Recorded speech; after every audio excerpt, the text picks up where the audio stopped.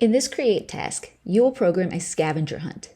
The user will be given instructions within the output window on an item that they must find. In this example, we are first looking for a blue orb. There is a proximity prompt on the blue orb that will give the user the next set of instructions. The blue orb is collected, and the search for the next item starts. In this example, we're looking for a purple brick. There is a proximity prompt on this item as well. We collect the item, and the next set of instructions are given.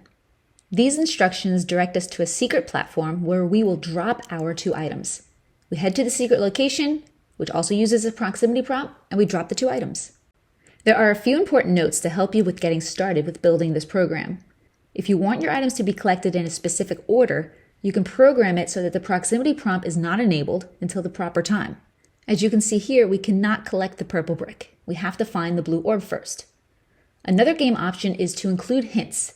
This may be useful if you are using a large world or a Roblox template where items can be hidden pretty well. Here, if I wait long enough, a hint is given for the blue orb. Now I know where it is and I can go collect it. Then once I collect it, if I wait long enough and I still can't find that purple brick, well then I need a hint. So another hint can be given. After a few seconds, another hint is given, and now I know where the purple brick is.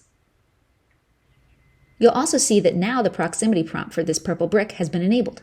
Well, that's it for the helpful hints for this program. Good luck and have fun creating your scavenger hunt.